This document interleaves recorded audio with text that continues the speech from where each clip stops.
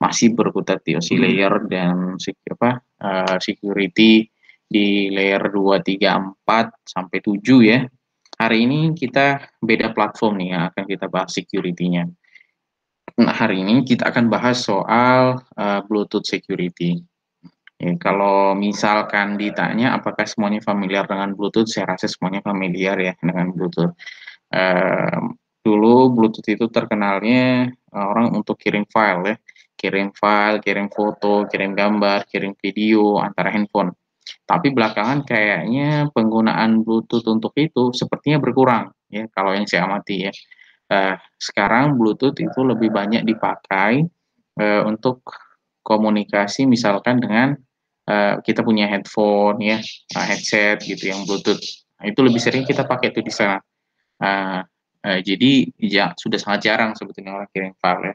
Karena kalaupun sekarang orang kirim file itu lebih cenderungnya atau lebih praktisnya itu kirim filenya langsung via chat apps gitu. Aplikasi chatting misalkan WhatsApp atau misalkan Line, kalau bukan Line kalau mungkin WeChat, Telegram ya, Telegram apalagi gitu. Jadi seperti itu. Nah, apa saja kira-kira yang akan menjadi pembahasan kita mulai dari overview, protokol start-nya, definisi trusted devices kalau di Bluetooth ya, kemudian secure communication yang ada di Bluetooth, kemudian apa saja sih fitur security yang ada di Bluetooth, termasuk kita akan bahas sedikit soal BLE. Kayaknya ada beberapa orang ya yang sedang mengerjakan terkait dengan Bluetooth. Nah, rekan-rekan sekalian, kalau ditanya Bluetooth itu apa ya, dia terdaftar dia adalah salah satu standar teknologi ya, salah satu standar wireless SRD ya. SRD itu apa? Short Range Devices. Ya, jadi memang untuk devices yang atau perangkat-perangkat yang membutuhkan jarak yang pendek, bukan jarak yang jauh seperti itu. Nah, kemudian ya ya ini untuk connect ya dengan wireless personal area network. Kemudian kalau bicaranya regulasi, standarisasi, dia dibahasnya di sini nih, IEEE 802.15 ya. Kalau WiFi kan beda lagi. Kalau di laptop itu 11, 11 EFG, J, dan seterusnya. Nah, ini kalau Bluetooth, dia standarisasinya juga sama, IEEE. Terus, dan mungkin kalau kita nggak nyadar ya, jadi sebenarnya frekuensinya Bluetooth sama Wi-Fi itu mirip-mirip nih. Dia ada di kisaran unlicensed atau license free ya, unlicensed atau license free itu di 2,4 ya. Sebagian mungkin ada di 2,46 ya, seperti itu. Kemudian bagaimana dia bisa tidak interference dengan yang lain? Jawabannya karena dia mengadopsi mekanisme yang namanya frekuensi hopping spectrum. Ya, jadi dia bisa lompat-lompat ya, dia pindah-pindah frekuensi. Pindah-pindahnya seperti apa? Bahkan seperti ini nih, dia sampai bisa pindah channel ya, sampai itu 1.600 kali loh, bayangkan coba. Jadi sebagian data dikirim channel 1, habis itu via hopping, pindah lagi pakai channel yang lain, pindah lagi pakai channel yang lain untuk kirim data berikutnya. Itu bisa terjadi ya, itu bisa terjadi. Kemudian istilah pairing ya, ini saya mau pairing dong dengan handphonemu, dengan laptopmu begitu. Nah, itu ketika kita menghubungkan dua devices dan mereka saling trusted gitu ya. Jadi apakah ada pairing yang fail? Ada. Jadi misalkan kita ngasih kalau dulu mungkin kalau orang mau connect antar Bluetooth biasanya masukkan pin ya, masukkan pin misalkan seperti itu. Nah, ketika pinnya salah, proses pairingnya kan fail di situ. Berarti apa konsekuensinya di dalam security? Berarti device yang mengconnect ini ya itu dianggap sebagai untrusted gitu, bukan devices yang dipercaya. Ya mungkin karena hanya kesalahan kode dan seterusnya, tapi secara teknikal itu dikenal dengan untrusted. Oke, nah Bluetooth itu ada 3 mode ya, discoverable, connectable, dan pairing. Apa bedanya? Ya kalau discoverable ya sederhananya orang itu bisa scan. Ya dia bisa scan, ya dia bisa di-scan gitu. Nah itu discoverable. Makanya Bluetooth itu kalau dia fase awal ya dia kan harus melakukan fungsi scanning ya. Oh dia misalnya kita add devices nih Bluetooth ke dalam laptop kita misalkan untuk connect ke speaker atau ke headset. Yang biasa kita lakukan kita scan dulu kan, inquiry response set lah. Seperti itu kita lihat nih devices mana yang connect dan masing-masing devices itu dia punya address. Masing-masing itu punya address. Tapi addressnya bukan berupa IP address. Nah, dia punya addressing sendiri. Kemudian kalau connectable mode ya, when it will response to paging.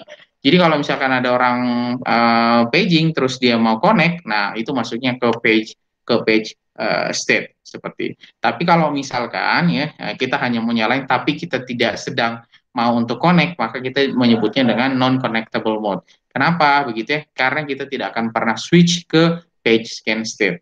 Nah, kalau sudah masuk ke dalam pairing mode ya, kalau sudah masuk ke dalam pairing mode, berarti dua devices itu akan saling terhubung seperti itu. Nah, kalau ditanya spek yang lain dari Bluetooth ya, sebenarnya terutama bicara spek security ya, kalau kita bicaranya spek security di Bluetooth itu betul-betul tergantung versinya.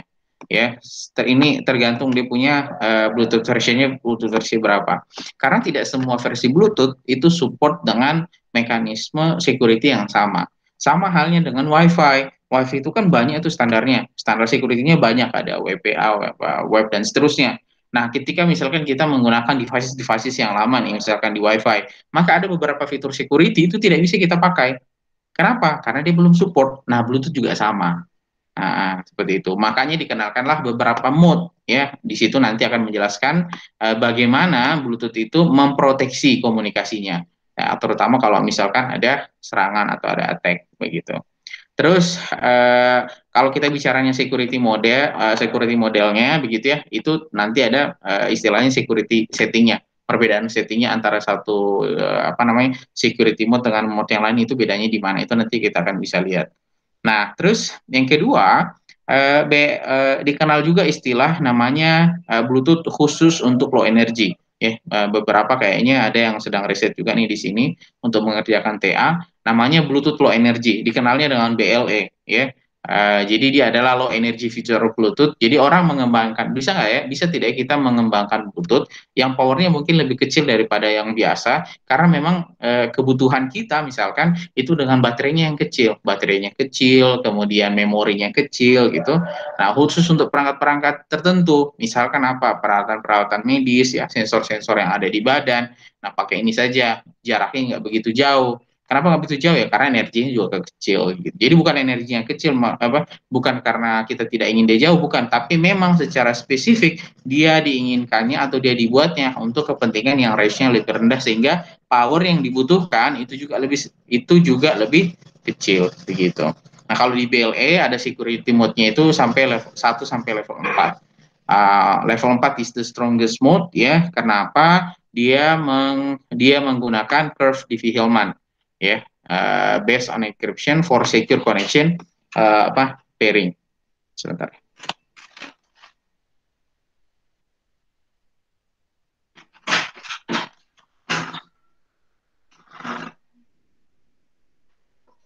Nah, jadi kalau kalian lihat lagi di sini ya.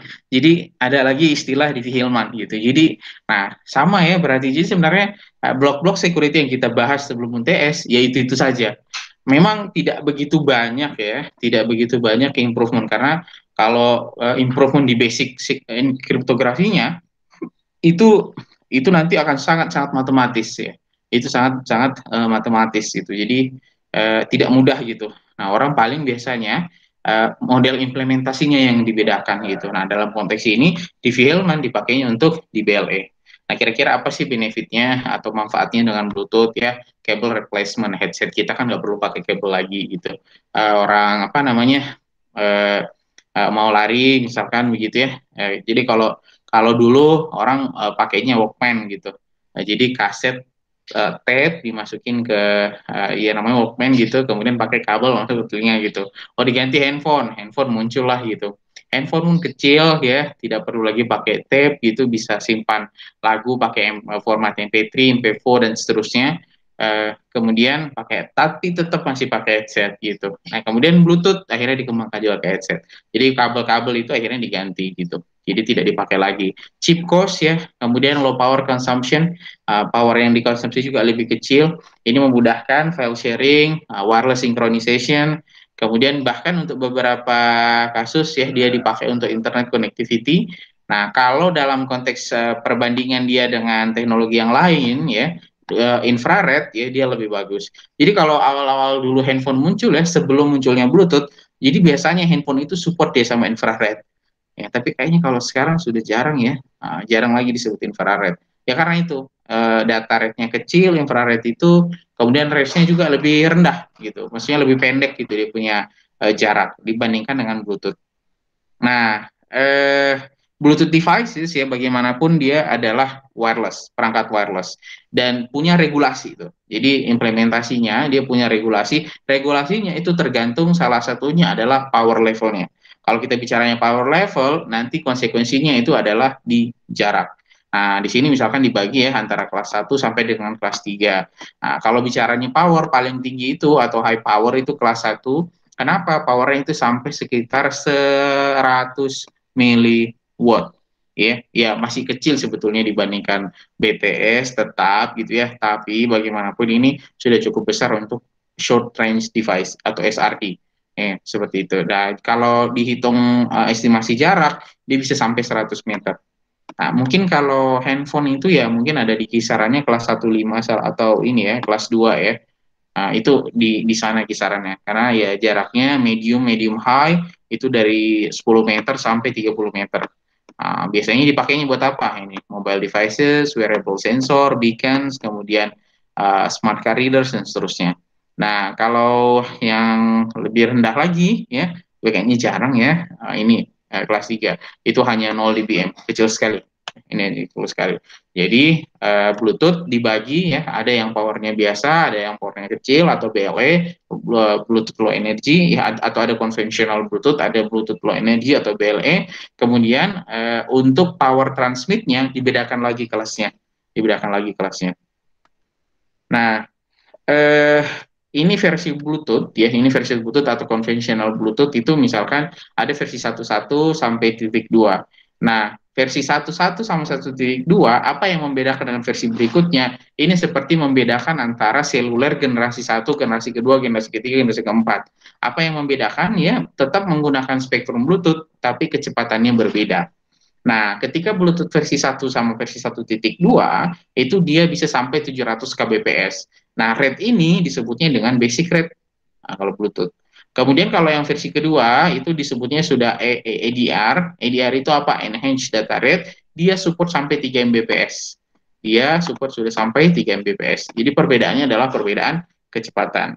Nah, versi yang ketiga atau disebutnya dengan Bluetooth 3.0 ya, 3.0, itu dia sudah sampai apa namanya bisa sampai ini nih data rates up to 24 Mbps gitu.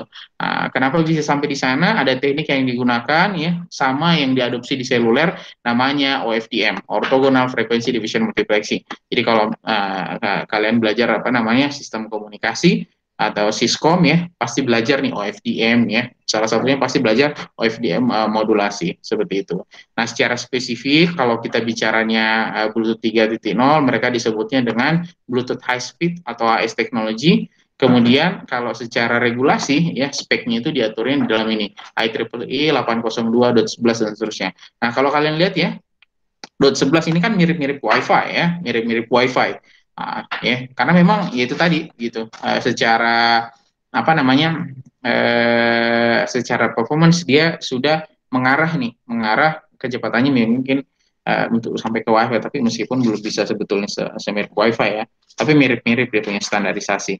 Nah, kemudian ya itu tadi Bluetooth konvensional tuh versi 1, 1.2, versi 2 sampai versi 3. Kalau versi yang Bluetooth Low Energy ya, kalau versi Bluetooth Low Energy itu dikenalnya baru mulai di Bluetooth 4.0 ya. Dulu dikenalnya dengan istilah Vibre atau Ultra Low Power Bluetooth. Nah, by design sebenarnya dia dulu didesain untuk ini nih. Lebih banyak ke medical devices. Lebih banyak dulu ke sana. Ya bahkan sekarang untuk riset-riset BLE, riset-riset BLE setahu saya yang ada di kampus juga ya, yang komandannya Bu Ida gitu kalau di KKNCM itu juga sama. Beliau risetnya itu banyaknya di BLE. Risetnya banyaknya di BLE dan masuknya ke medical devices. Nah, seperti itu. Jadi apa perbedaan utamanya nih dengan conventional Bluetooth atau Bluetooth basic rate dan enhanced data rate gitu ya. Nah, perbedaannya ini, low power consumption, small memory requirement, efficient discovery, ya, kemudian simple dia punya connection procedure, kemudian short packet length dan simple protocol and services. Ya, tentu kenapa dia short, ya, kenapa dia simple? Ya, ujung-ujungnya adalah karena memang kita resources memorinya terbatas, kita maunya energi yang dipakai juga terbatas, ya. Jadi memang apa ya? Pasti akan selalu ada trade off, ya. Semakin kita menambah proses pada suatu teknologi, maka dia akan membutuhkan energi yang lebih besar. Nah, riset atau re-engineering goalnya adalah bagaimana kita meminimalisir energi yang kita pakai untuk resources yang lebih besar. Itu tugasnya engineering. Ya, jadi dalam konteks ini, ya, kenapa kenapa paketnya pendek, protokolnya simple, ya karena memorinya juga terbatas dan power yang bisa dipakai juga terbatas. Jadi alasannya ke sana. Jadi nggak bisa misalkan saya maunya bisa proses panjang dan seterusnya. Ya kalau seperti itu ada konsekuensinya. Konsekuensinya apa? Power konsumsinya juga lebih besar. Ya. Nah, sama halnya nih misalkan kalau cari ilustrasi yang lebih besar, ya, konteksnya lebih besar, misalkan kemarin ramai nih cryptocurrency, ya, nggak tahu nih kalian ada nggak yang main cryptocurrency. Cryptocurrency kan dia itu generate coinnya kan oleh server, ya, oleh PC, atau intinya ada prosesor lah, atau CPU prosesor gitu. Nah, ternyata untuk mengenerate ini sempat, ya, kalau nggak salah Elon Musk juga bikin tweet katanya bahwa blockchain apa sih,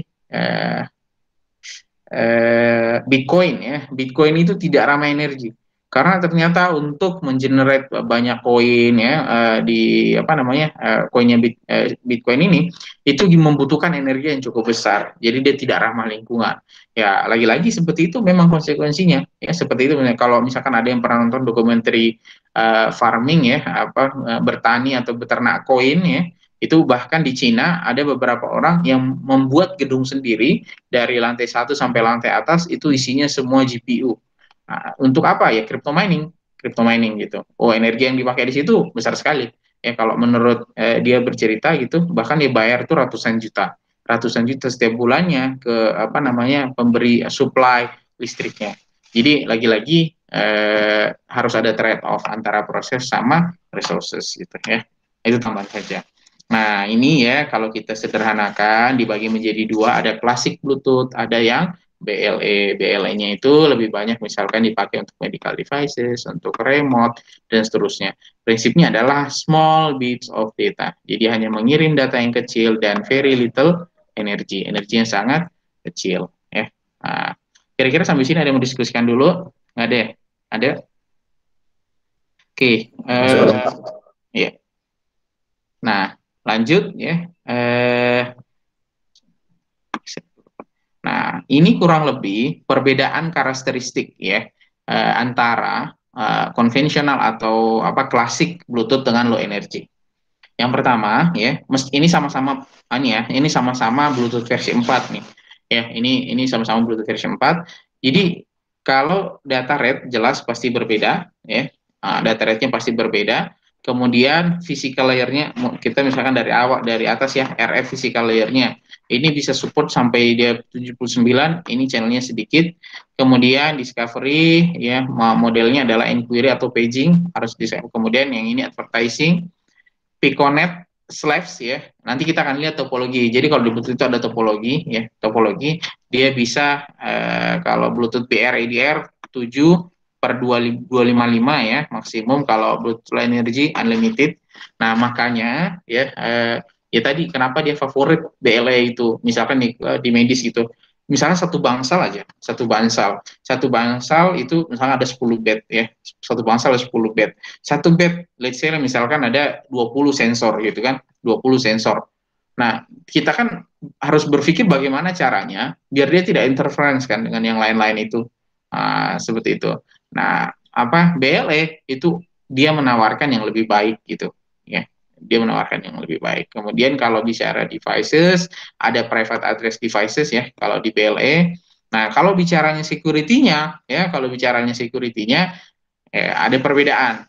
Nah, kalau misalkan di mana namanya pairing algorithm yang diimplementasikan di apa namanya ini the conventional Bluetooth, dia pakainya elliptic curve, kemudian pakai hash ya SH256, kemudian ada A21, A22 sama Saver Plus gitu.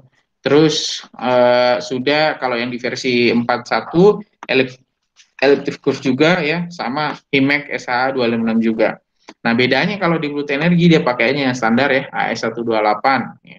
Kemudian kalau algoritmnya ya atau algoritma autentikasinya dia pakainya S1 atau Saver, kemudian pakai HiMax SH256. Nah, kalau misalkan di Bluetooth Low Energy dia pakainya AES CCM.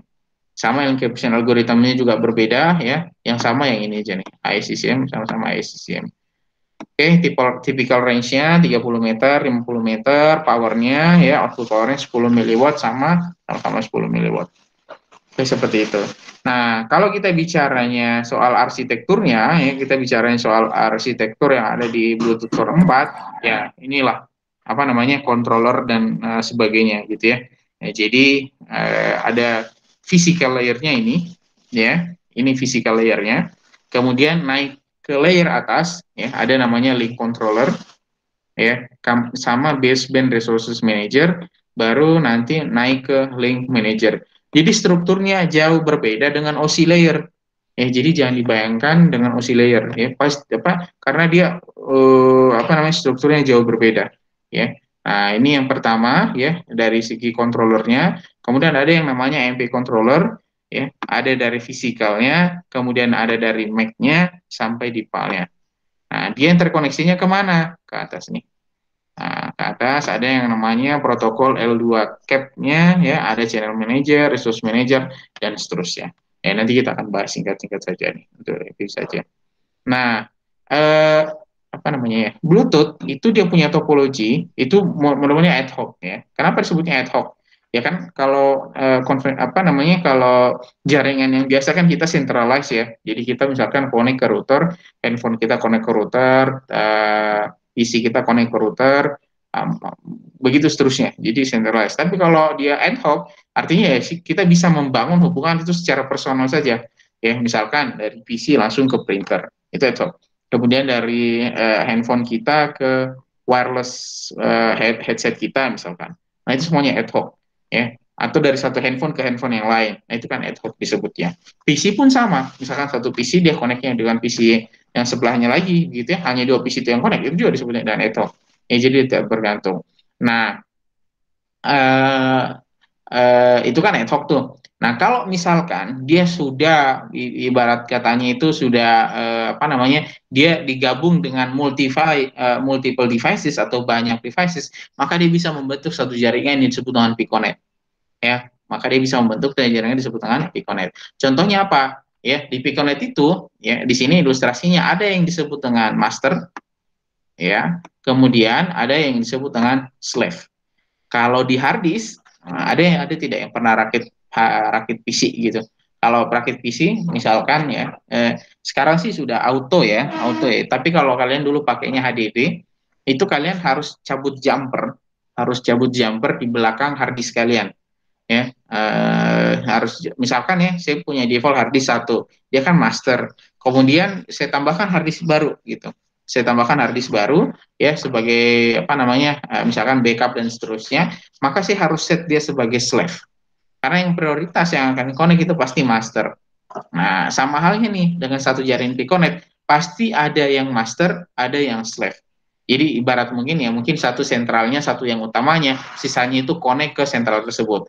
Misalkan ini master ya. Nah, ini master di Piconet 3, ini Piconet 3 nih, jaringan Piconet 3. Maka yang jadi slave-nya ya ini.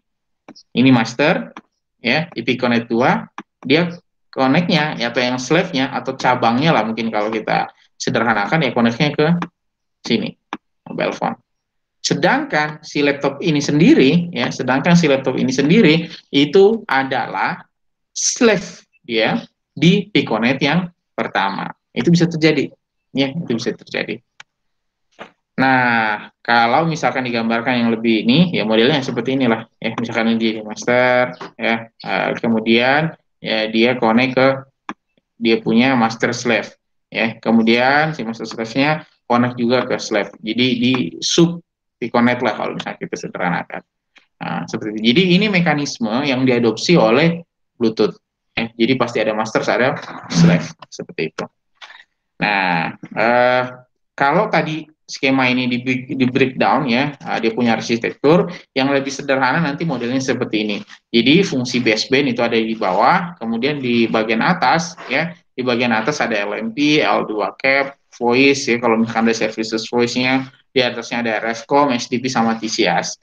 Nah, jadi makanya di sini dikatakan compare to ISO atau OSI model, ya Bluetooth provide a straightforward implementation of existing network protocol seperti HTTP sama FTP. Jadi dia straightforward, artinya straightforward, tidak ada pemrosesan berlayer seperti halnya yang dipakai di OSI layer. Gitu, makanya kan di sini nggak ada TCP, UDP, nggak ada apa namanya itu IP address dan seterusnya. Karena lagi-lagi dia berbeda dia punya arsitektur. Nah, kalau kita bahas satu persatu, misalkan mulai dari SDP. SDP itu tugasnya apa? Ini untuk mendetek services atau mendeteksi layanan, ya. Kemudian kenapa seperti itu? Ya ini karena Bluetooth itu ada di dalam situasi yang dinamik. Dinamik itu apa? Ya kadang-kadang kalau dia sudah jauh, perangkatnya tidak ada deteksi, maka dia akan switch off otomatis. Kalau dia sudah dekat, nanti tahu-tahu diaktifkan lagi. Jadi sangat dinamis, ya, sangat dinamis. Nah, siapa yang mengatur koneksi-koneksi itu? SDP, Service Discovery Protocol. Kemudian, ya, SDP Service Protocol is responsible keeping track of services, ya, keeping track of services. Jadi menjaga layanan. Kemudian device to retrieve information or services over by neighboring devices. Jadi fungsinya SDP, Service Discovery Protocol. Kemudian ya protokol yang lain namanya LMP atau Link Managing Protocol. Nah, security itu bisa diimplementasikan di sini di LMP. Jadi kalau kalian membayangkan kemarin OSI layer security itu bisa ditaruh di layer 2, security bisa diimplementasikan di layer 3, security bisa diimplementasikan di layer 4. Kan gitu ya. Nah, misalkan di layer 4 ada pakai SSH, TLS misalkan. Nah, di Bluetooth, security juga bisa diimplementasikan. Di protokol mana dia bisa diimplementasikan? Salah satunya adalah di LMP. Ya, pasti setiap Bluetooth dia memiliki link manager unit. Apa tugasnya dia? Dia yang melakukan fungsi setup, dia yang melakukan fungsi autentikasi, dia melakukan link configuration. Nah, kalau kita sudah bicaranya link setup, fungsi autentikasi, mau tidak mau pasti di sana ada fungsi security. Ya, seperti itu. Nah, key-nya ya, ada key yang harus di-establish atau di-setup begitu. Kemudian protokol yang lain namanya L2 CAP ya, Logical Link Control dan Adaptation Protocol. Tugasnya dia adalah ya menjadi provide connection oriented or connectionless data services to protocol in upper layer. L2 CAP mana? L2 CAP ini. Ini L2 CAP. Jadi tugasnya dia apa? Menjadi jembatan ke layer yang atas. Ini layer yang atas nih. Layer yang atas. Jadi yang memfasilitasi kalau kalian lihat sentralasnya di sini itu L2 cap. Oke, seperti itu. Terus ya, logical link control is layer over the basement protocol, basement protocol di bawah. Nah, tugasnya dia adalah receive data paket sampai 64 kilobit panjangnya. Kemudian ada RFCOM, ya. RFCOM ini provide emulate serial port. Ya pasti kan ada portnya di dalamnya. Nah, siapa yang mengemulasikan itu? Yang mengerjakan itu RFCOM. Nah, kalau secara regulasi dia di standarisasinya di TS 0710 dan untuk mengatur koneksi radionya dia bisa sampai 60 simultaneous connection to other Bluetooth devices are possible. Nah, jadi yang mengatur channeling ya koneksi dalam channeling tersebut di physical layer atau siapa channel radionya itu si RFCOM ini. Makanya disebutnya RF ya, radio frekuensi. Radio. Ini jadi dia mengontrol fungsi radionya. Kemudian ada protokol yang lain namanya PCA ya kalau misalkan dia servicesnya adalah services telepon, maka dia akan pakai ini. Kalau misalkan untuk pertukaran data, misalkan, itu dia makainya OBEX atau Object Exchange Protocol, ya. Apa saja itu di sana, begitu ya. Misalkan ini ya, mau kirim set banner of data object, tapi ya dia punya keterbatasan ya, paling put, get abort, dan seterusnya. Jadi tidak sekomplit yang ada di HTTP. Oke, seperti itu. Nah, kita sudah mengenal perbedaan Bluetooth, kita sudah mengenal layer-layer yang ada di Bluetooth atau protokol stack-nya, kita sudah mengenal bagaimana Bluetooth itu bisa terkoneksi secara ad hoc maupun secara API Connect. Nah, kemudian bagaimana berikutnya adalah security apa yang di-offer atau ditawarkan oleh Bluetooth. Ya, sama pasti. Tidak akan jauh-jauh, CIA gitu ya. Yang pertama, authentication. Kita harus bisa melakukan verifikasi, ya, verifikasi bahwa kita ini sedang berkomunikasinya dengan yang valid. Nah, jadi dengan siapa kita komunikasi ini, kita harus bisa memastikan itu bahwa kita komunikasi yang valid. Dia dari mana itu based on their Bluetooth address, pasti dia punya alamat. Kemudian confidentiality, confidentiality kan berarti hanya yang berhak yang boleh membuka datanya, ya misalkan seperti itu. Atau misalkan ketika kita broadcast data, ya kita harus bisa memastikan bahwa data yang di broadcast itu hanya bisa dibaca oleh si penerima, tidak boleh oleh orang yang lain. Nah, seperti itu confidentiality. Kemudian authorization, ya, only authorized devices could use the service, ya, misalkan ada service terpusat, ya, atau layanan, kemudian dia mengakses oleh device-devices di bawahnya. Nah, kita harus memastikan yang bisa mengakses itu hanya yang authorized. Message integrity, ya, jangan sampai ada modifikasi. Nah, terakhir adalah over pairing dan bonding. Nah, over pairing bondingnya kita harus pastikan hanya ke trusted devices. Nanti kan ada mekanisme autentikasinya tuh di sana, sehingga pairing yang bondingnya itu terjadi hanya kepada trusted devices. Nah, oke, seperti itu. Nah, authentication dan encryption-nya itu diterapkannya beda-beda levelnya. Ya, jadi authentication dan encryption diterapkan beda-beda levelnya. Nah, di sini dikenalkan misalkan ada yang diterapkannya itu pada link level, betul connection ya, bicara connection ya. Di sini ya, authentication and encryption setup procedure occur atau terjadi sebelum physical link completely established. Itu dari sisi link level. Jadi baru mau membangun hubungan tuh ceritanya. Yang baru mau membangun hubungan, di sana diterapkan fungsi autentikasi sama fungsi encryption. Ada yang kedua, level yang kedua itu adalah disebutnya dengan server level. Server level adalah ketika ya proses autentikasi dan encryption-nya itu terjadi after, ya, setelah physical link has been established. Jadi saya sudah connect nih, saya sudah connect secara apa namanya, secara fisik gitu. Nah, proses autentikasi ini bisa terapkan di sana. Tapi secara logical channel-nya itu belum ke-establish. Oke. Nah, kalau sampai di Bluetooth versi 2 itu ada trim mode ya. Trim mode, bagaimana apa yang dimaksud dengan trim mode? Jadi authentication and encryption implemented support either link mode or service level mode, ya, mode ketiga gitu. Mode ketiga berarti antara link level dia hanya bisa milih apakah kamu akan menggunakan hanya link level mode, ya, hanya link level mode atau service level mode. Ya, jadi itu fiturnya. Kalau sampai di apa namanya Bluetooth 2.1 begitu, dia sudah bisa mengimplementasikannya apa namanya sampai di service mode. Ya, seperti itu. Itu yang membedakan. Nah, ini kurang lebih modenya, ya, mode security. Kalau dia tidak pakai security, never. Kalau misalkan mode 2-nya berarti dia pakainya di service, mode 3-nya dia pakainya di link, mode 4-nya dia pakai service tapi dengan yang lain. Oke. Nah, mode-mode itu kapan dia bisa dipakainya? Ya, lagi-lagi jawabannya adalah tergantung versi Bluetooth-nya. Tergantung versi Bluetooth-nya. Karena tidak semuanya bisa implementasi itu. Nah, ya. Nah, skemanya seperti apa ya digambarin dalam tabel ini. Jadi misalkan versi Bluetooth 1 sampai versi Bluetooth 2 gitu ya. Kemudian dia connect-nya ke yang versi ini misalkan 2.0 or lower gitu. Maka ya Bluetooth mode security yang bisa dipakai hanya mode 3 aja. Mode 3 itu yang mana? Hanya ini saja yang bisa dipakai. Tapi kalau misalkan ya kita versi Bluetooth-nya versi 4.2, kemudian dia connect-nya dengan versi 2.1 atau yang lebih tinggi, maka by default dia langsung akan pakai versi 4. Jadi security-nya yang lebih tinggi seperti itu ya.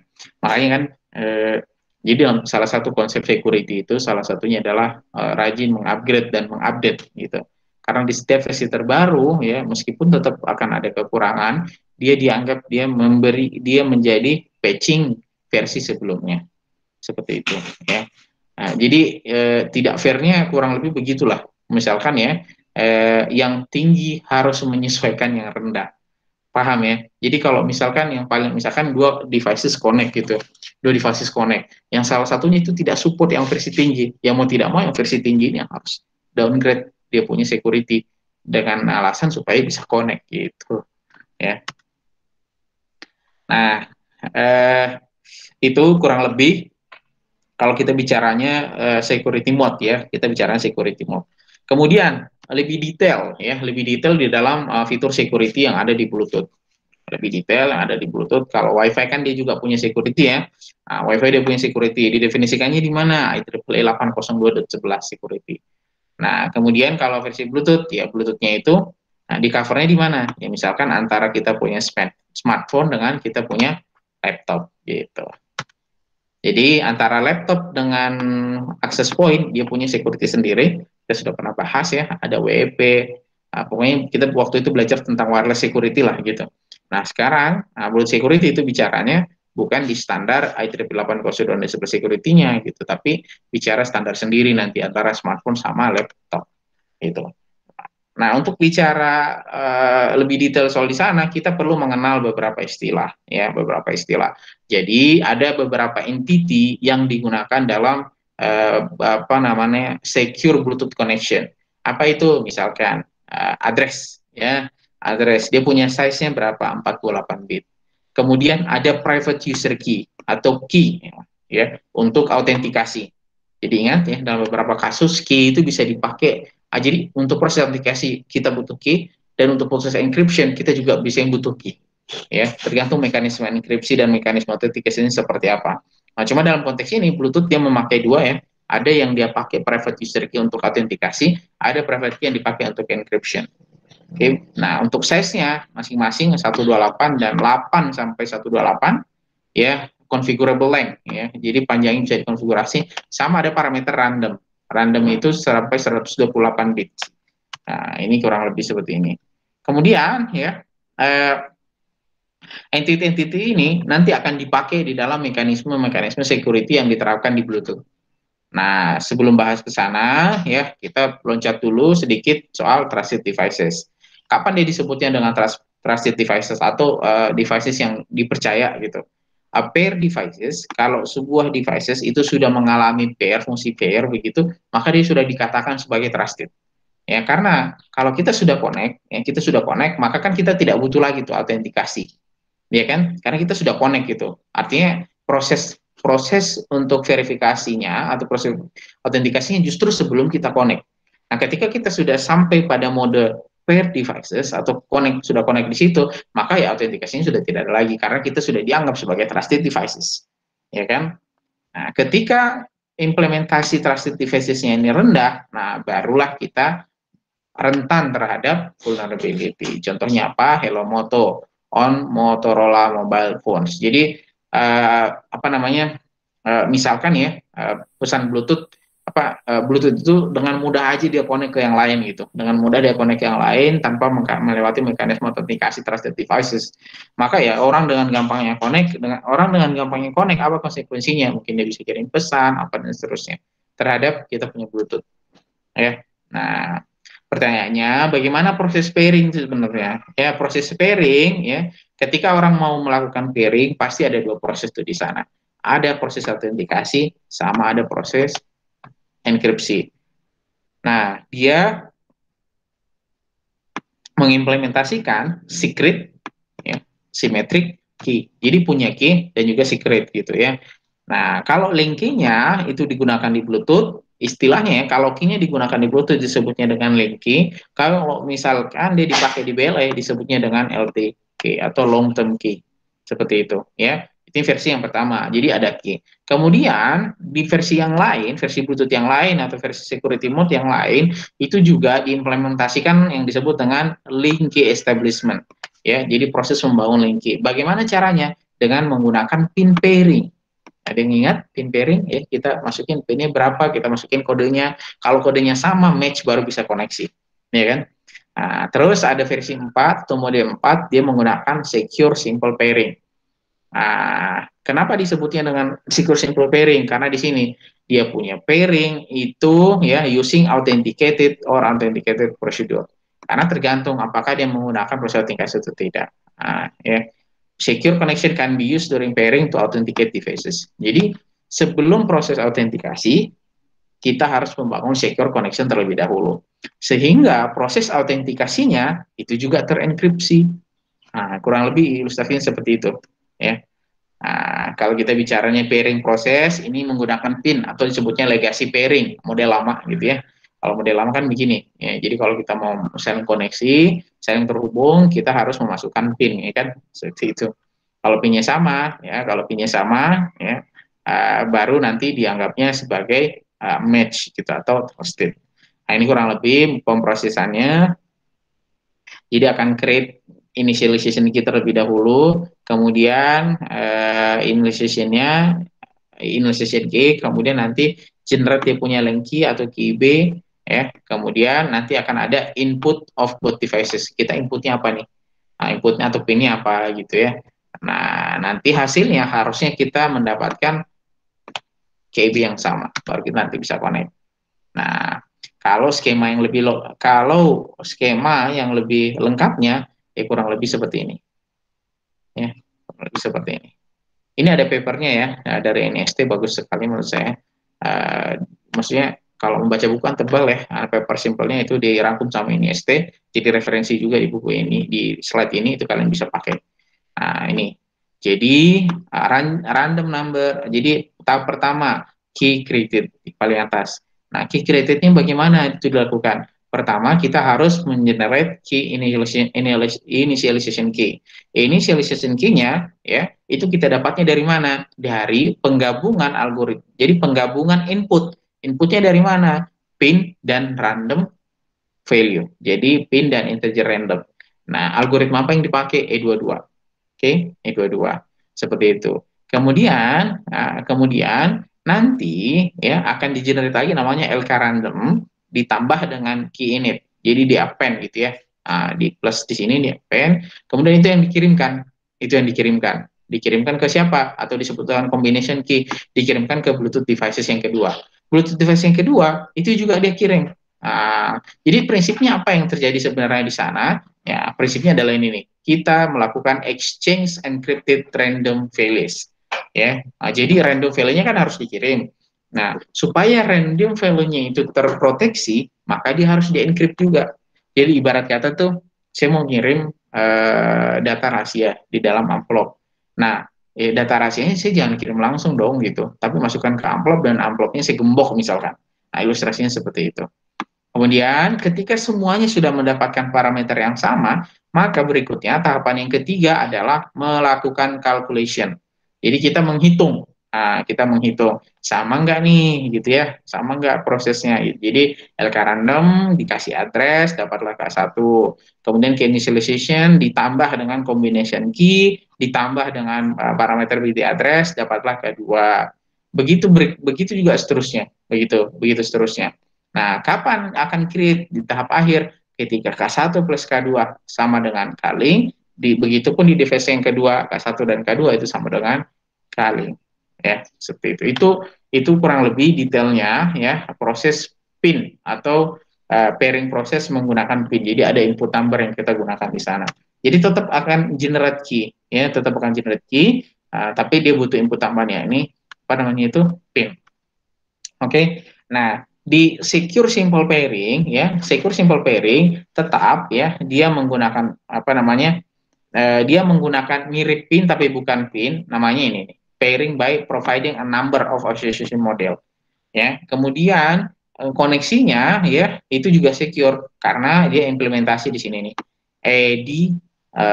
Apa namanya? Elective curve DV-Hillman. Nah, itu yang dipakai. Public key cryptography tujuannya apa? Supaya protect terhadap man in the middle attack. Jadi kan tadi kan proses pairing kita harus saling bertukar data. Nah, supaya datanya itu tidak terbuka ya atau tidak apa namanya itu ya, plain text gitu, maka kita encrypt. Nah, terus elective curve yang digunakan ini dari sini P192, P1256, P14. Inilah yang mengenerate secure connection. Nah, metodenya apa saja sih? Ya kan banyak model nih. Ya, intinya kan banyak model pairingnya gitu. Ada yang disebut dengan numeric conversion. Ya mirip lah. Ini mirip sebenarnya sama PIN juga, tapi prinsipnya di sini ya eh, angkanya itu diperlihatkan. Numeric conversion design with displaying a six-digit number allowing user to enter yes or no response. Masukin nomor, saya mau connect nggak gitu, yes or no gitu. Begitu. Itu numeric comparison. Kalau misalkan kita responnya no, ya kita gagal untuk connect nanti. Ya. Kemudian model yang kedua namanya passkey entry. Misalkan, kalau passkey entry itu adalah misalkan salah satu device yang kita mau connect itu, dua device mau connect nih, salah satunya itu tidak punya input capability. Misalkan dia nggak punya keyboard dan sebagainya gitu.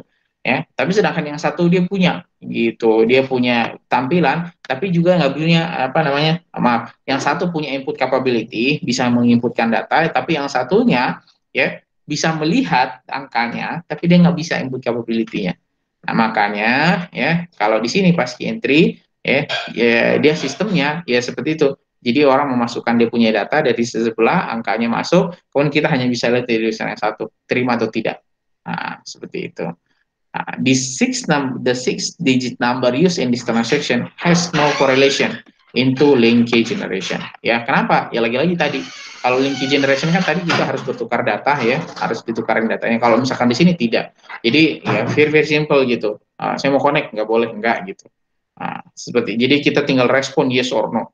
Yes or no.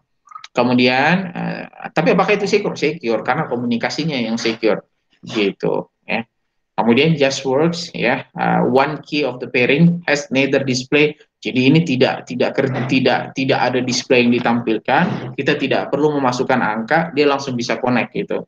Contohnya apa nih kira-kira seperti ini? Contohnya ini headset ya, headset atau headphone, ya kan? Headset sama handphone kita connect aja tuh. Connect aja kan, nggak pernah kita masukin pin, nggak pernah kita memasukkan apa namanya, tidak pernah kita melihat kodenya berapa gitu, kita nyalakan gitu, tahu-tahu auto connect misalkan seperti itu. Ya, nah, untuk kasus ini no man in the middle attack protection, jadi tidak terlindungi. Ya, uh, the user is required to accept connection without performing any calculation. Boleh koneksi tanpa saya melakukan hitung-hitungan terlebih dahulu.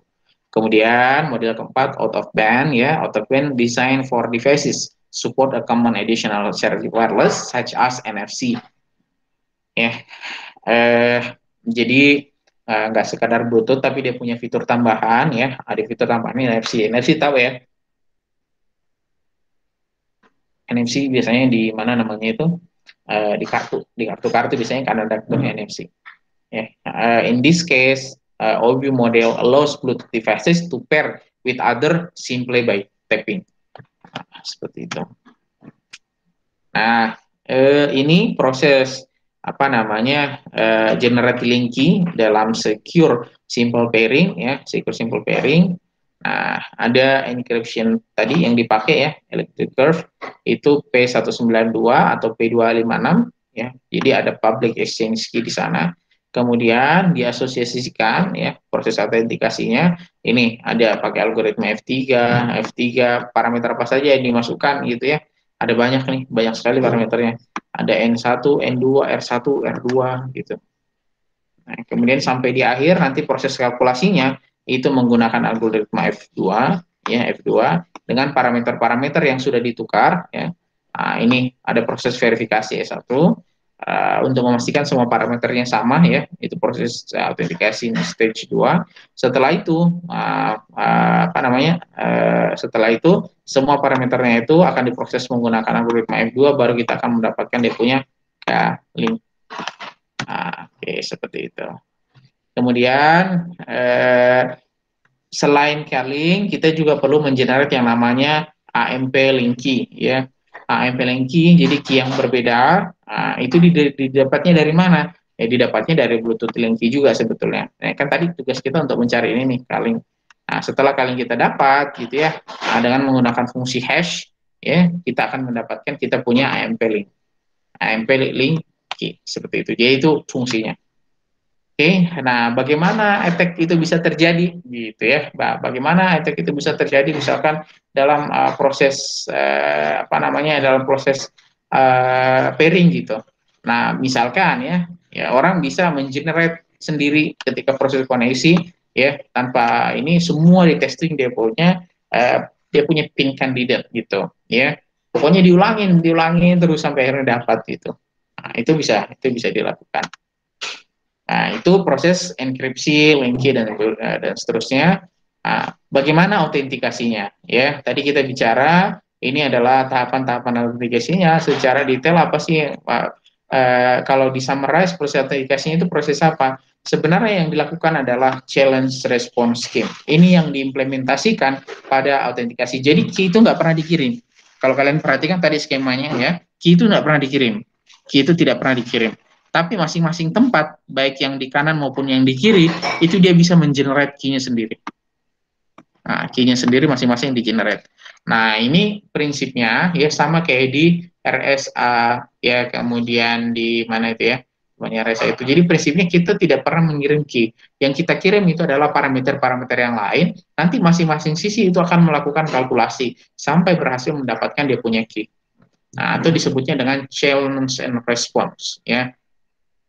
Each device interacting notification procedure can take role of either sebagai claim atau verifikasi atau kadang-kadang kita gantian ya. Siapa yang jadi verifikasi, apakah laptop kita atau mobile phone kita atau mobile phone kita yang jadi verifikator atau kita atau sebaliknya gitu ya. Seperti itu. Challenge response protocol validate devices ya, verifying the knowledge of secret key. Jadi yang diverifikasi itu knowledge-nya, bukan secret key-nya. Nah, kalau knowledge-nya sama, pasti akan mendapatkan link key atau secret key yang sama. Prinsipnya kan begitu. Jadi yang kita sharing ini knowledge aja. Jadi yang kita sharing informasi, nah masing-masing harus membangun puzzle, baik dari sisi kiri maupun sisi kanan. Puzzle-nya itu dibangun sama-sama berdasarkan informasi yang kita punya, nanti kita akan mengenerate kita punya link key sendiri. Dan pasti sama harusnya, kalau misalkan kita punya link key-nya, informasinya sama. Ya, kemudian lanjut masih dibicara autentikasi, ada dua autentikasi ya, ada legacy autentikasi, ada secure autentikasi. Kapan kita akan menggunakan legacy authentication ya, model legacy atau yang old ya, proses autentikasinya kalau misalkan ya salah satu device yang kita mau connect ini dia tidak support secure connection, misalkan laptop dengan handphone ya, laptopnya laptop jadul, dia belum support secure connection ya, laptopnya handphonenya meskipun canggih karena dia belum support secure connection, mau tidak mau nanti ketika mereka autentikasinya pasti pakai legacy. Nah, kapan kita bisa menggunakan secure autentikasi? Ya ketika dua device yang mau connect itu support secure autentikasi. Kalau misalkan autentikasinya fail, we'll wait a period of time before trying another request. Kita akan tunggu, nanti kita bisa coba lagi. Ya, autentikasi dalam konteks ini tidak menyediakan security untuk offline attack. Offline attack itu contohnya apa ya? Handphone kita diambil kemudian dibuka, sistemnya seterusnya ya, misalnya seperti itu. Kemudian kalau kita bicara ya security associated authentication itu sama dengan ya prinsip autentikasi yang diterapkan itu adalah sebenarnya prinsip ini, secrecy of link key. Jadi bagaimana menjaga kerahasiaan kita punya link key. Lagi-lagi itu untuk menjaga kita punya link key ya jangan kirim link key-nya. Yang kita kirim adalah challenge and response supaya kita bisa mengenerate link key yang sama. Nah, seperti itu kan. Artinya semakin informasi yang kita share itu tidak mengarahkan ke link key, maka ya semakin rahasia dong kita punya link key. Link key is generated during pairing, should never be disclosed outside or transmitted over wireless link. Ya kan, lagi-lagi kan begitu. Jadi setelah saya generate linknya, nggak boleh link key-nya itu kita share keluar, atau bahkan sistem itu tidak boleh melakukan transmit atau mengirim link key tersebut. Tujuannya apa ya tadi? Menjaga secrecy. Jadi itu prinsip autentikasi yang ada pada Bluetooth. Oke, kalau skemanya berarti kalau kita sederhanakan skema authentication prosedurnya ini. Autentikasi start gitu. Apakah sudah terautentikasi? Sudah gitu. Kalau sudah terautentikasi berarti autentikasi oke, bisa langsung connect. Ya kan kalau pakai jalur ini. Kalau misalkan belum gitu ya, belum, maka apakah ada link key-nya belum gitu? Ya, ada sudah link key belum? Misalkan atau sudah gitu ya, kalau misalkan sudah ada dia punya link key, maka dia tinggal langsung AMP autentikasi, oke, berarti autentikasinya oke. Oh saya belum punya nih link key, oh harus generate dulu, kan, ada proses generate-nya dan seterusnya, sampai kalau sudah di generate oke, nah baru ditanya pairing prosesnya, apakah sudah pairing belum, ya, misalkan gitu kan. Kalau misalkan pairing prosesnya ternyata ya gagal karena linknya nggak sesuai, pinnya nggak sesuai, ya sudah, maka autentikasinya akan fail. Nah, kalau pairingnya oke nih, ya, oke, kita membangun proses koneksinya berhasil. Nah, tinggal kan apa namanya, kita membangun koneksinya berhasil, tinggal dicek lagi fungsi pairingnya di dalam. Nah, apakah dia sesuai tidak gitu. Kalau sesuai ya berarti autentikasi oke, begitu seterusnya. Ini prosedurnya, ya. Nah, ini ya proses komparasi yang sederhana, misalkan ya. Jadi antara satu Bluetooth dengan Bluetooth yang lain, pasti salah satunya ada yang disebut dengan verifier, ada yang disebut dengan claim, ya, claim gitu. Nah, jadi yang dikirim itu apa? Ini yang dikirim nih. Ini yang dikirim. Nah, di sini nanti akan menghitung gitu. Dia punya parameter sres gitu ya. Dia punya parameter sres, kemudian dari sini juga punya parameter sres. Nah, ya kan? Hasil hitungan dari algoritma S1, hasil algoritma S1, sres-nya dikirim. Nah, dikirim jadilah sres action. Nah, sama enggak gitu? Kalau sama, ya, kalau sama berarti autentikasi oke. Kalau berbeda, nah something wrong. Nah, mungkin linkinya berbeda, ya, tidak sama dengan yang ini, atau mungkin ininya berbeda, random number yang berbeda, begitu seterusnya, ya. Nah, jadi itu yang disebut dengan challenge and response. Nah, ini proses legasi autentikasi, ya. Ini mirip sih tadi. Nah, nanti dia akan apa namanya, ini akan di set apakah dia punya SRS-nya sama atau tidak. Ini kan mirip ya, cuman skemanya aja berbeda. Ini kan sama S1 algorithm, S1 algorithm, S1 algorithm inputnya dari mana? Dapatnya our random number generate, ya. Kemudian ini ada device address kan harus dikirim ke sini gitu. Kemudian random number yang di-generate dari random number generator ini harus dikirim ke sini gitu. Nah, kemudian kita dapat SRS kan, SRS-nya sama enggak gitu nanti. Kalau sama ya nanti autentikasinya successful. Kalau berbeda ya autentikasinya fail. Oke. Nah, this procedure is used when the link key has been generated. Ya, lagi-lagi kalau kita pakainya secure simple pairing. Secure simple pairing, ya kita harus generate dulu dia punya link key. Generate-nya dengan apa? Itu juga menggunakan kriptografi. Pakainya apa? P256 elliptic perf, ya. Ini tadi saya katakan bahwa setiap devices itu akan mengklaim dirinya atau berperilaku apakah dia sebagai claimant atau sebagai verifier. Apa yang membedakan? Kalau verifier, dia yang mengkomparasi atau dia yang menentukan apakah kita connect atau tidak. Misalkan handphone sama laptop atau laptop dengan handphone saya misalkan. Nah, kalau misalkan handphone saya sebagai verifier, ya, maka yang akan memutuskan koneksi kita ini lanjut atau tidak itu adalah si laptop. Seperti itu. Kalau misalkan si handphone yang verifier, maka si laptop yang akan memutuskan apakah koneksi ini lanjut atau tidak. Nah, tadi kan legasi tuh ya. Nah, bagaimana kalau sudah mengimplementasikan secure autentikasi?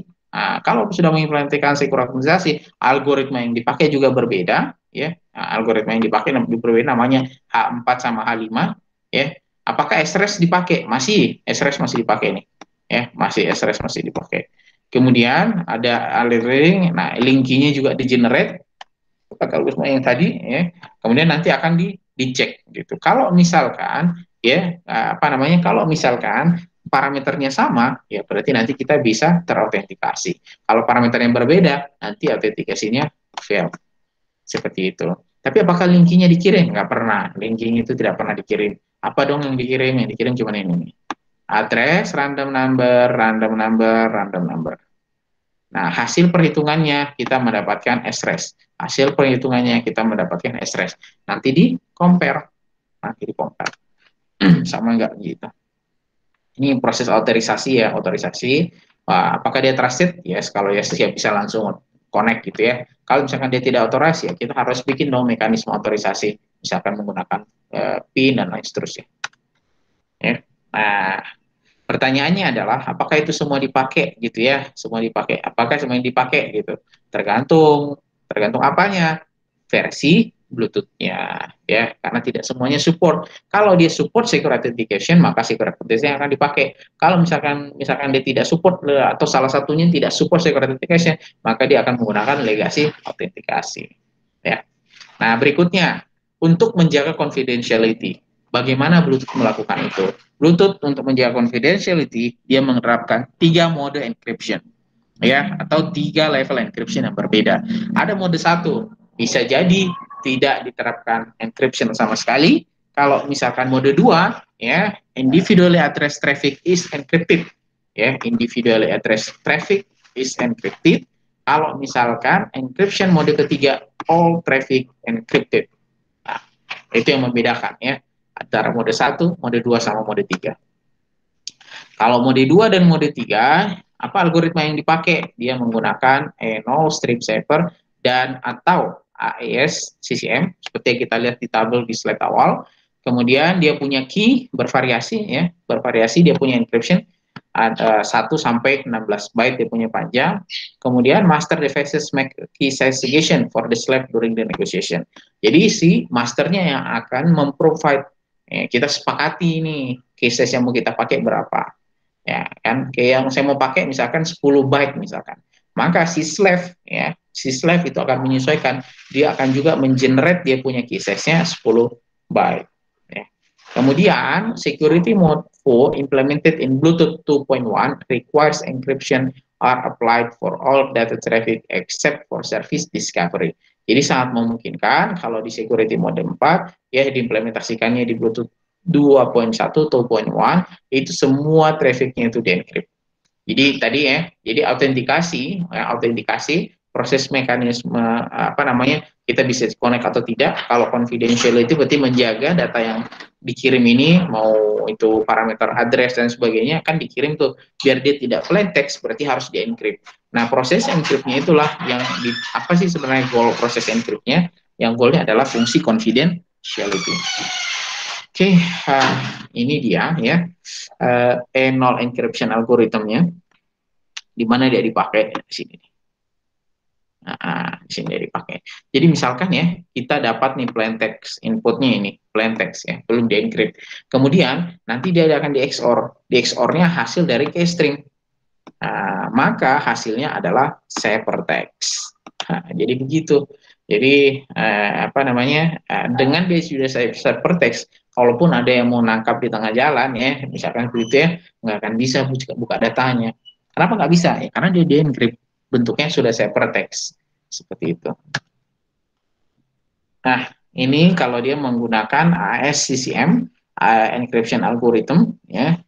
Nah, ini encrypted text-nya dikirim ke AES, ini encrypted text-nya ya. Kemudian dibuka dengan AES encryption function, baru kita mendapatkan kita punya plain text. Atau begitupun sebaliknya, misalkan dari plain text supaya jadi encrypted text, dia akan di-encrypt menggunakan AES CCM. Apa saja yang dipakai di AES CCM? Ya, banyak prosesnya nih, banyak prosesnya. Device address, kemudian linkinya, kemudian algoritma H3 function, kemudian di AES encryption lagi. Habis itu key-nya dipendekkan gitu ya. Mungkin file apa datanya terlalu panjang sehingga harus dipotong. Kemudian AES-nya juga sama, dipotong juga, disederhanakan dia punya kunci. Kemudian ada clock format atau payload counter, ya, jadi counter ditambahkan lagi. Nah, masuk ke dalam pemrosesan algoritma, baru encrypted. Kemudian proses sebaliknya akan di de-encrypt untuk mendapatkan dia punya plain text, ya, seperti itu. Nah, ini mungkin key-nya ya, key yang dipakai di AES-CCM, dia menggunakan H3 function, kemudian di sana ada stream cipher ya 128 bit, kemudian ada ACO ya, dia yang di-generate selama proses autentikasi, kemudian ada encryption key ya, kemudian ada RFC 3, ini standarnya ya, standar RFC 36, di sana dijelaskan soal advanced encryption standard dan counter dengan cipher blockchaining message or authentication code. Oke, nah ini dia konvensional. Bagaimana kalau di Bluetooth low energy? Nah, kalau Bluetooth low energy itu lebih sederhana ya. Nah, jadi pairing request fase satunya, kemudian dikasih respon. Kalau misalkan kita setuju short term key agreement, setuju, maka kita bisa melakukan encryption. Oke, seperti itu. Baru ada parameter yang harus dikirim, secret key distribution, LTK, IRK, CSRK, ini parameter-parameternya. Oh ya, kalau di sini tuh dikenalnya dengan istilah inisiator dan responder. Responder. Kemudian untuk proses LL connection ya pasti dia akan meminta security request terlebih dahulu ya, itu pun opsional. Kalau enggak dari inisiator kirim pairing request. Kemudian si responder kirim pairing response. Kemudian kalau misalkan semuanya sudah oke, baru dia over SMP atau secure connection. Kalau misalkan dia sudah support dengan encryption. Kemudian setelah itu dengan secure connection, maka establishment of encrypted connection itu sudah bisa dilakukan dengan key yang sudah di-generate di fase yang kedua. Key distribution, key distribution, key distribution. Jadi prinsipnya semuanya sudah dilakukan setelah ya encryption connection dilakukan setelah key-nya di-generated. Nah, bagaimana proses generate-nya? Dia punya LTK ya, low energy LTK tadi yang mana? Ini LTK nih. Nah, bagaimana proses ini di-generate? Bagaimana proses angka ini di-generate? Nah, di-generate dari sini nih. Jadi ada dua parameter, ada temporary parameter sama dia punya address link key. Kemudian dia akan diproses dengan H7 ya, H7 algoritma H7-nya itu isinya apa? Isinya adalah ASC MEX 128. Kemudian kita dapatlah ILTK, ILTK-nya digabung lagi dengan BRLE ya, kemudian diproses dengan H6. Di dalamnya juga sama menggunakan teknik HSC 128, baru kita dapat dia punya LTK. Nah, kemudian yang kedua ya, IDR link ya. Dapatnya dari mana sama ya. Jadi kita butuh beberapa parameter di sini. Kemudian ada algoritma F5, isinya ASC MEX 128. Kemudian nanti ada temporary, ada parameter LBR ya, masing-masing diproses H7 sama H6, baru kita akan mendapatkan dia punya link key. Seperti itu. Jadi inilah kurang lebih mekanisme security yang diterapkan pada Bluetooth, baik yang konvensional maupun yang low energy.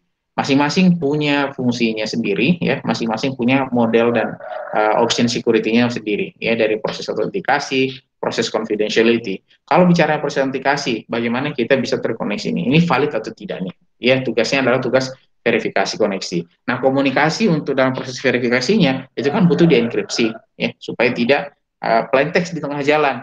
Nah, untuk hal itu confidentiality kita butuhkan. Nah, confidentiality-nya ya di Bluetooth sendiri offer banyak metode ya, banyak metode untuk mendapatkan ciphertext atau encrypted text, itu banyak sekali. Oke, seperti itu. Oke, rekan-rekan sekalian, kira-kira sampai di sini apakah ada yang perlu didiskusikan?